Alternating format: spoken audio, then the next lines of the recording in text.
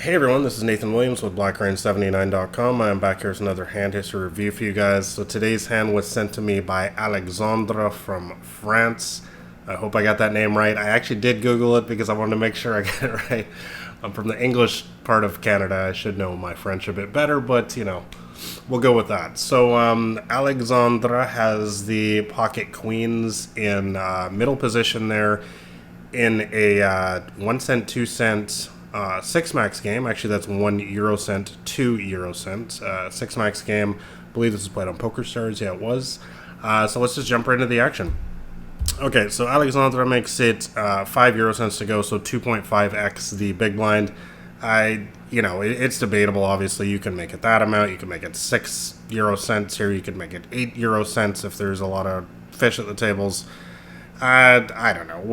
Whatever one. I think they all kind of have their merits. I think that this is a pretty standard open, though, these days for 5 cents, 6 cents, whatever. So it's good enough. So one of the interesting points of the hand is Villain 2 comes in here for the 3-bet to 18 euro cents.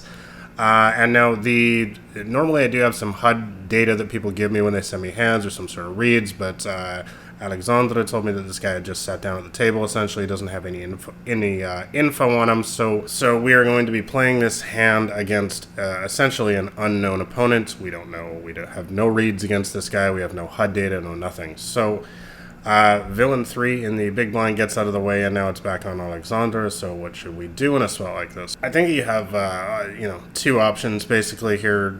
Folding's definitely never one of them. It's going to be call or 4-bet. I think I would lean more towards call in a spot like this, especially at the lower stakes, because I just think that I have a huge post-flop edge at these stakes. I think that I would be more inclined to 4-bet at higher stakes. At lower stakes, I have to talk. I think I talked about this in Crush into Micro Stakes and some of my other books, that I just feel that I have such a large post-flop edge in these games that I'm often more likely to just flat and want to see a flop, because I just think that my edges, I can outplay them so much after the flop, especially these lower stakes games. So, but I could see that a 4-bet, especially in 6 max, being that definitely can be in your play in your toolbox from time to time here. Alexandre decides to just flat here. I think that's the play that makes the most sense overall, though. So let's go see a flop. So it comes pretty good, 7-9-5 with all clubs. So we have the queen of clubs in our hand, which is great. So the action's going to be on Villain 2 first. Remember, he is an unknown opponent, and he comes out right away and bets c-bets around 2/3 pot. So what should we do in a spot like this? Well, I think for me, this is one of these classic spots where there's kind of only one play here, which is to just call, which is what Alexandre agrees with that as well. I think that when we raise here, we're kind of just overplaying our hand. We're kind of just going to only get action from hands that are ahead of us, aces or kings. We'll probably get called by an ace-king with the ace of clubs. I'm not sure if the king of clubs, maybe. So basically, if we raise here, we're only going to get action from hands that have a lot of equity against us, like an ace-king with either the ace or the king of clubs. Or we're going to get action from aces or kings, which of course both have us smoked, especially if they have the club in their hand. And then we're just going to fold out a bunch of other hands, all his bluffs, his ace, queen, hearts, whatever it is that's he can't continue with. So it's one of those situations where I don't think we stand to gain a whole lot by raising here, but when we flat, we still keep in a lot of those bluffs and other hands like that we are ahead of. So it's something you always want to be thinking about in poker, is when you're thinking about making an aggressive action, especially if it's for value.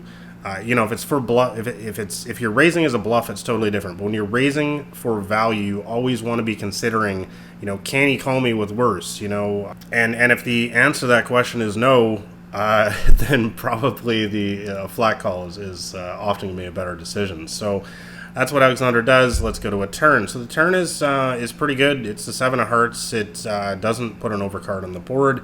Really doesn't change things a whole lot. So let's see what Villain 2 does. And he continues on the gas pedal with another 2/3 pot roughly bet on the turn there. So This is interesting because normally in a spot like this against a regular, I think at these stakes I would often be leaning towards letting it go, even in 6 max, because a lot of these guys are just so robotic. They just don't have any kind of much of a bluffing range when they 3-bet and then double barrel you.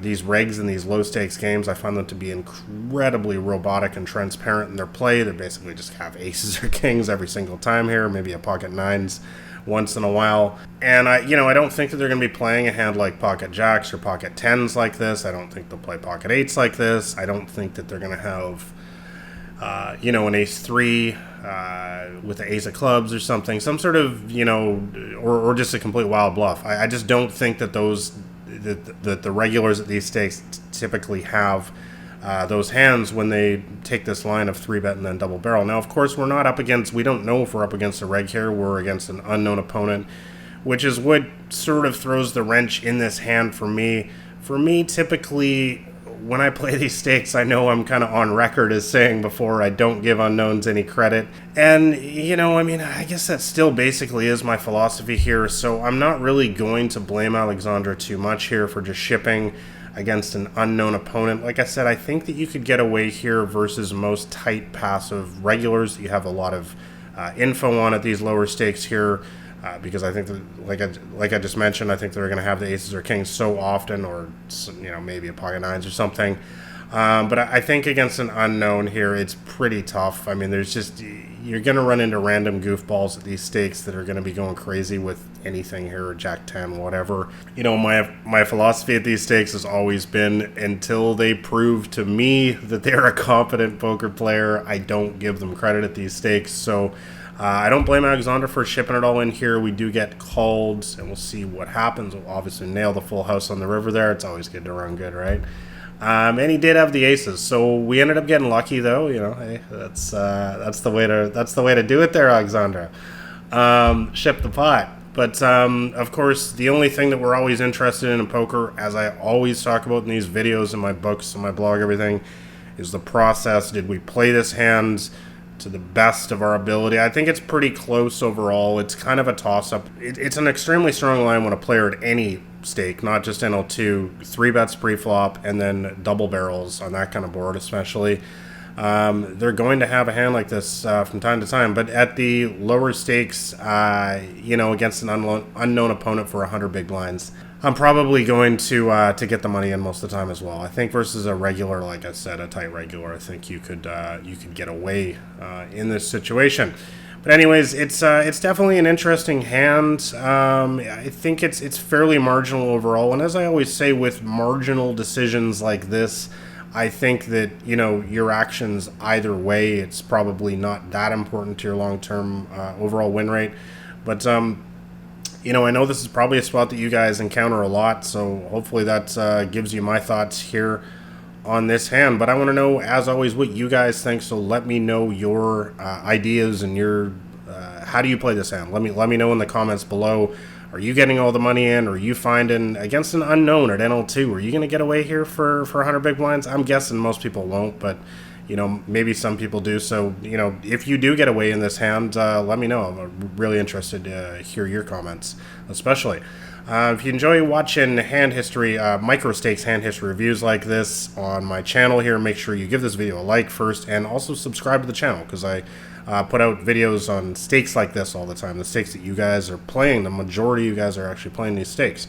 A lot of other videos on YouTube, they're all like, $10,000 pot, $1 million buy-in. Well, that's great and all, that's cool, but how many of you guys are playing $10,000 buy-ins, $1 million pots? Yeah, maybe 1% of you guys are watching this video right now. So I focus on the stuff the stakes that you guys are really playing in, and it gives you a better basis for what to do in your games. So make sure you subscribe, hit the like button, and lastly, make sure you grab a copy of my free poker cheat sheet. It's called Massive Profit at the Micros. It's the top link in the description below. It's a roughly 50-page little ebook. It'll give you my complete strategy on how I crush these stakes. So thanks a lot for watching, guys, and thank you for sending me this hand, by the way, Alexandra. Super interesting, and way to hit that queen on the river. That's the way you do it.